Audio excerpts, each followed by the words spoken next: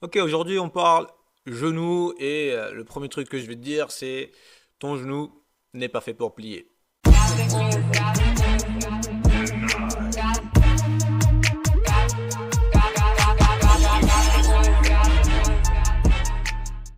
Alors si tu me connais pas, moi c'est Alex, formateur chez Damalis Formation, c'est dans le sud-ouest de la France. On est spécialisé dans les formations sportives.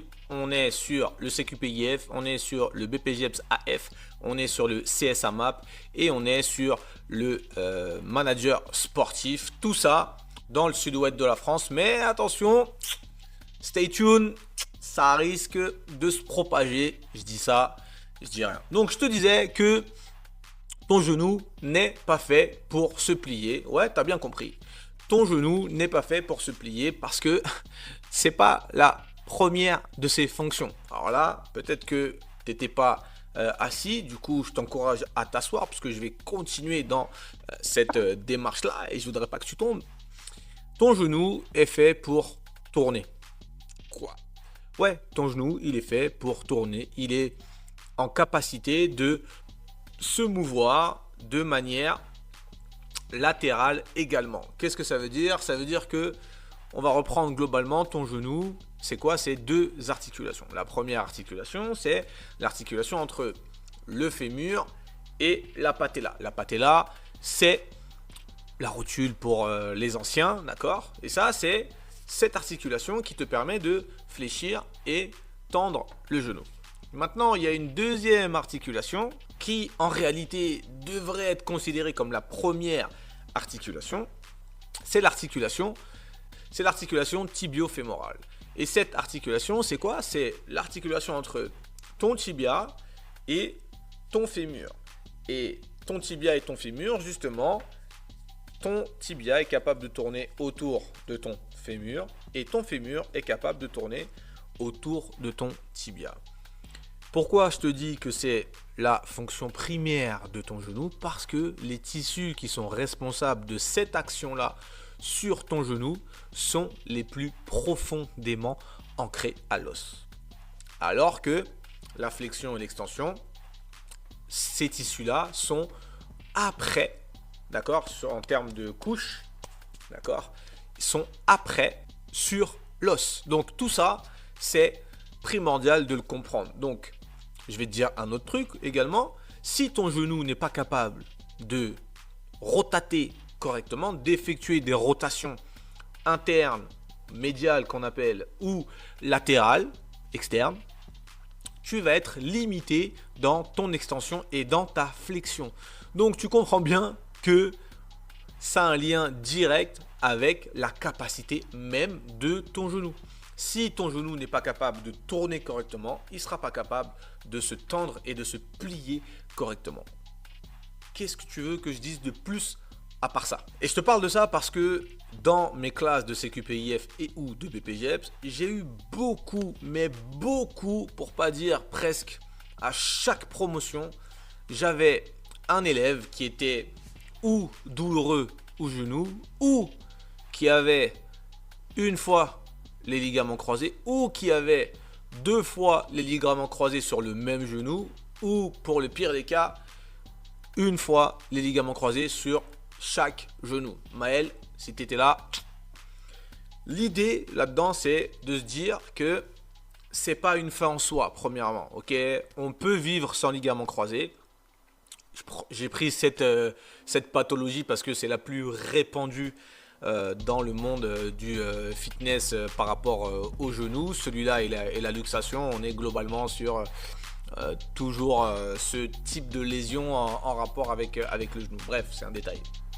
Comme je te le disais, j'ai dans chaque promotion au moins un bonhomme qui s'est fait les croisés et ça manque pas. Là, on est sur les CQP 4 et on a encore une fois au moins un élève qui s'est fait les ligaments croisés. Et c'est pas une fin en soi puisqu'on peut vivre sans ligaments croisés. C'est un peu plus compliqué à faire certaines choses si on n'est pas prêt. Ok, souviens-toi, hein, soit prêt, soit fort. C'est pas pour rien. C'est pour ça que je le dis. L'idée, c'est d'être le plus en capacité possible pour que le jour où on arrive à une dysfonction, on soit en capacité de revenir le plus rapidement possible à son état de forme pour pouvoir continuer à performer ou au moins pratiquer sa discipline. Et que tu sois sportif ou pas, si tu as déjà eu des douleurs au niveau du genou, tu sais à quel point ça impacte majoritairement ta vie. Tu peux de moins en moins marcher, et quand on sait que marcher c'est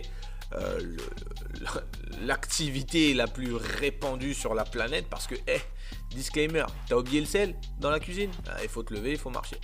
T'as oublié d'aller jeter les poubelles, il faut marcher. T'as oublié de te laver, s'oublier de se laver c'est chaud, bon bref, t'as compris.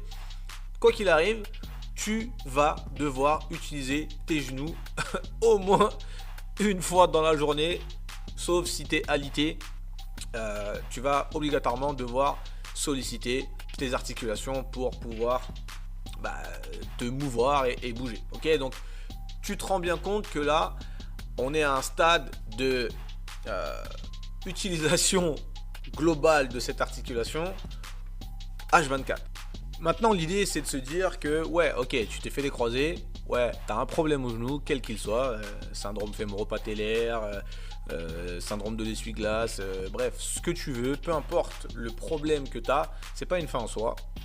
Et tu peux te dire que ton but, c'est de chercher à retrouver des bons appuis, retrouver une extension, retrouver une flexion, retrouver une rotation interne et une rotation latérale la plus complète possible pour justement, une fois que tu retourneras à ta pratique, puisque c'est ce qu'on cherche à faire, d'accord, on veut à tout prix reprendre une pratique ou tout simplement une vie quotidienne normale.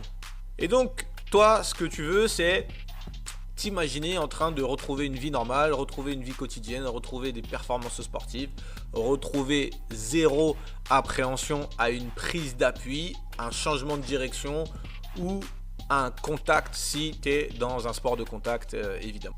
Je remarque aussi qu'il y a un gros facteur psychologique chez nos bonhommes, d'accord. Ils sont presque tous intimidés par la souffrance potentielle qu'ils vont ressentir lors d'une prise d'appui, d'un changement de direction ou d'un contact. Et ça aussi, c'est quelque chose qu'on doit prendre en compte derrière.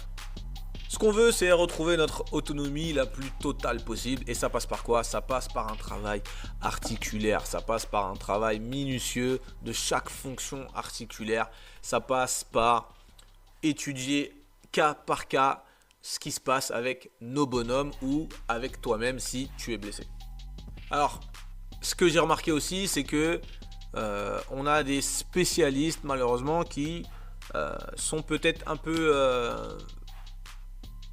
désuets, un peu dépassés dans certains cas, puisque mis à part le côté nocebo du discours en disant bon le sport c'est fini pour vous, vous pourrez jamais retaper dans un ballon, vous pourrez jamais resprinter, vous pourrez jamais refaire votre discipline, repratiquer ou quoi que ce soit. Mis à part ça, très souvent les protocoles de guérison qu'on amène, c'est quoi? C'est la glace, poser de la glace, du repos, des électrodes et le repos. Je dis 2 fois repos, ouais, parce que c'est ce qui revient le plus. Vous avez mal au genou, mettez-vous au repos. Vous avez mal au coude, mettez le coude au repos. Vous avez mal au cervical, mettez le cervical au repos. Vous avez mal au cerveau, mettez le... Ah non, ça c'est vous. Bref, c'était mon petit coup de gueule sur le fait que si on met l'articulation au repos, d'accord, comment est-ce que vous voulez que les tissus autour de cette articulation soient encore capables de maintenir une certaine stabilité, une certaine mobilité, une certaine performance aux alentours de cette articulation? C'est pas possible, d'accord. On est juste en train d'aggraver le problème en disant surtout ne bougez pas, mettez de la glace et évitez toute contrainte. Non, c'est pas ce qu'il faut faire. C'est vraiment pas ce qu'il faut faire. Et au mieux, si tu tombes sur quelqu'un qui est plus ou moins dans le coup, il va t'accabler avec des protocoles de remise en charge ancestrale du style Stanish, qui est là pour faire du 4x10 avec une mise en charge très minime et largement insuffisante. Alors tu vas me dire, c'est quoi ma légitimité à te dire ça? Bah écoute, moi je suis ancien combattant de MMA, d'accord? J'ai fait de la lutte, j'ai fait de la boxe, j'ai fait de la thaï, j'ai fait du Votuat, c'est un art martial vietnamien, j'ai fait du judo, j'ai fait du jiu-jitsu, j'ai fait quoi d'autre encore? J'étais à la piscine avant-hier. Et dans tous ces sports-là, j'ai eu zéro blessure au genou, zéro blessure au coude, zéro blessure au cervical. Pourquoi? Alors que dans cette pratique-là, on a des chocs, des chutes, des appuis indécis, des clés articulaires, des entorses, des soumissions, des déchirures musculaires, des luxations évidemment, etc. etc. Pourquoi est-ce que j'ai été épargné par qui tu veux, les dieux, les lois de la physique, etc. Tout simplement parce que je bougeais mes articulations dans leur plus grande capacité possible et sur n'importe quel plan. Ok, je me souviens encore étant gosse, parce que j'ai bientôt 40 ans, et ouais, calvitie c'est pas pour tout de suite, mais j'ai 40 piges bientôt. Le truc c'est, j'étais un nomade au possible, c'est-à-dire que j'explorais tout ce que je pouvais explorer, je grimpais aux arbres, je rampais, je me mettais en boule, j'étais toujours à faire des choses auxquelles les autres ne voulaient pas. Et je pense sincèrement que c'est un petit peu ce qui m'a permis d'avoir une exploration globale de toutes mes articulations, notamment celle de mes genoux. Parce que dans cette discipline, je te parle du MMA, j'ai mis mes genoux à rude épreuve. D'accord ? J'ai mis mes genoux en torsion, en hyper-extension, en hyper-flexion, en hyper-rotation, Enfin, j'étais en appui constant sur mes genoux au JJB. J'étais vraiment le moins possible light avec mes genoux parce que c'est un facteur essentiel, d'accord. Capacité de extension de hanche au JJB, c'est primordial. Capacité articulaire sur les genoux, primordial. Et bien évidemment capacité sur l'ensemble des articulations, mais c'est quand même ces deux-là qui vont primer parce que c'est ces deux-là qui vont être mis en avant en premier lieu, et c'est ces deux-là qui vont prendre les premiers conflits lors de cette discipline-là. Alors bien évidemment, je ne suis pas né avec cette vision des choses, d'accord. J'ai lors de mon début de carrière, début de discipline, on dira ça comme ça, j'ai eu 2-3 frayeurs vis-à-vis justement de mes articulations, parce que quand tu commences et que tu es débutant et que tu cherches un petit peu à grappiller les mecs qui sont high level pour toi, bah il y a des moments donnés où tu es gentil le petit, mais ouais, oula, le coude là, pas terrible, le genou là, je sens que ça faut que je tricote un petit peu. Et c'est un petit peu ce déclic là qui m'a permis un petit peu de me dire non, il faut que je me concentre sur la longévité que je veux dans cette discipline, d'accord. Alors je voulais comme toutes les personnes globalement qui commencent ce sport, je voulais un minimum performer. J'avais pour ambition d'aller à un certain niveau que j'ai plus ou moins atteint, en tout cas à ma petite échelle à ce moment-là. Et je me suis tout de suite interrogé sur comment est-ce que je devrais faire pour améliorer les facteurs limitants de cette discipline. Et quand je dis de cette discipline, je parle du MMA. Donc il fallait que je sois en capacité d'encaisser les coups convenablement. Il fallait que je sois en capacité de subir des contraintes articulaires. Il fallait que je sois en capacité d'avoir une capacité respiratoire et une capacité ventilatoire aussi importante. Et tout ça, je me suis focalisé dessus pour chercher à évoluer. Là, je vais te parler exclusivement de la capacité articulaire puisque on parle des genoux aujourd'hui. Donc j'ai fait le taf. J'ai fait le taf en tant que formateur. J'ai révisé les relations biomécaniques. J'ai regardé les différentes blessures liées avec certaines activités physiques. J'ai aussi regardé le rôle de la hanche là-dedans, puisque comme je te l'ai dit tout à l'heure, la hanche et les genoux dans le MMA globalement pour les phases de soumission vont être mis à rude épreuve, et je me suis complètement intéressé à l'intégration de la hanche dans les problèmes de genoux et les problèmes de genoux en rapport avec la hanche, etc. Je me suis aussi intéressé aux fonctions primaires de l'articulation, que ce soit la hanche ou que ce soit le genou. C'est d'ailleurs comme ça que j'ai découvert que le genou, il n'est pas fait que pour se plier. C'est même la deuxième fonction. Sa première fonction, c'est la rotation tibiale. Et aussi, j'ai cherché à comprendre comment interpréter les signaux de douleur. Donc globalement, je vais t'expliquer un petit peu toute la méthode que j'ai mis en place et que je t'encourage à utiliser si jamais tu es quelqu'un qui est dans les sports de combat ou qui a besoin dans sa discipline d'avoir des appuis fermes, solides et sereins. Ou encore si tu cherches à atteindre une longévité, cette méthodologie va être essentielle pour toi. Donc prends note, c'est parti. Donc comme je te disais tout à l'heure, il va falloir que tu comprennes un petit peu la douleur. D'où vient la douleur? Comment est-ce que je vais cibler d'où elle vient? Quel muscle va être engagé dans cette disposition-là articulaire? Ce que tu vas vouloir faire en premier lieu, bien évidemment, c'est diminuer la douleur. Ça passe par du mouvement, ça passe par de l'exploration et ça passe par une éradication de la douleur. Tout ça, je l'ai mis en place et tu peux le faire aussi. Et bien évidemment, j'ai mis en place une règle qui me permet de dire si je vais dans le bon sens ou je ne vais pas dans le bon sens, avec des complications qui seraient liées ou avec la hanche ou avec le genou ou avec une autre articulation en lien avec ces mouvements-là.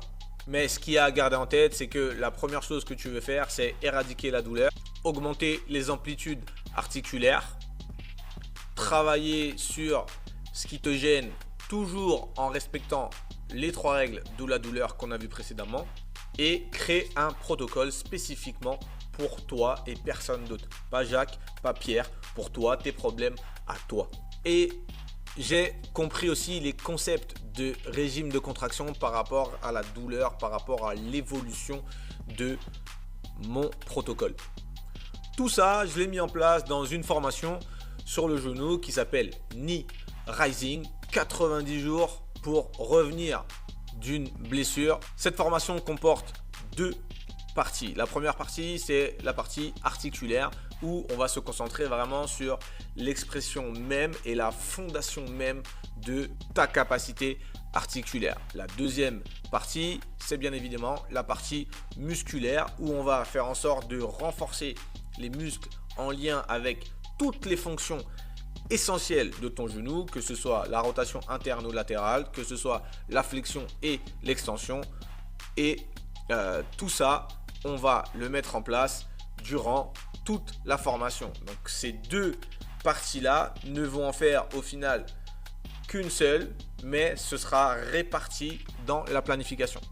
Petit bonus, je vais te parler des pathologies fréquentes en lien avec le genou et comment est-ce que tu vas pouvoir déterminer si tu es plutôt vers un style de pathologie ou une autre et t'approprier le protocole avec la bonne démarche qui est propre à toi et personne d'autre. En gros, dans cette formation, il y a quoi? Il y a comment fonctionne un genou, un module anatomie du genou qui est en lien avec le mouvement de ton genou, les pathologies fréquentes sur les genoux et 4, les relations biomécaniques de ton genou pour savoir maintenant comment comprendre le genou et utiliser tout ce que l'on sait, tout ce qu'on aura appris pour évaluer et augmenter la capacité et la santé globale de ce genou-là ou même ceux de tes clients. Je te ferai aussi une introduction au RAC, rotation articulaire contrôlée, qui font une partie intégrante de notre évolution articulaire, quelle qu'elle soit. Et on verra ensemble comment stresser le genou sous tous ces axes. Donc tu auras des vidéos explicatives où tu me vois faire pas à pas. Je t'explique ce que je fais de A à Z sur le genou, sur la hanche, sur les exercices, les signaux. Tout ça, c'est englobé dans la formation que tu peux retrouver en cliquant sur le lien juste en dessous. Et enfin, te débarrasser de cette douleur au genou pour toi ou pour tes clients. Et il y a un bonus offert. Le bonus, c'est que tu pourras suivre ce protocole de 90 jours sur une application mobile pour toujours avoir dans ta poche ton évolution et pouvoir regarder un petit peu ton point de départ, ton point d'arrivée. Je te donnerai aussi le protocole articulaire en PDF et le protocole musculaire en PDF. Tout ça juste en cliquant sur le lien juste en dessous. On se retrouve de l'autre côté. Et en attendant, n'oublie pas, sois prêt, sois fort. Ciao.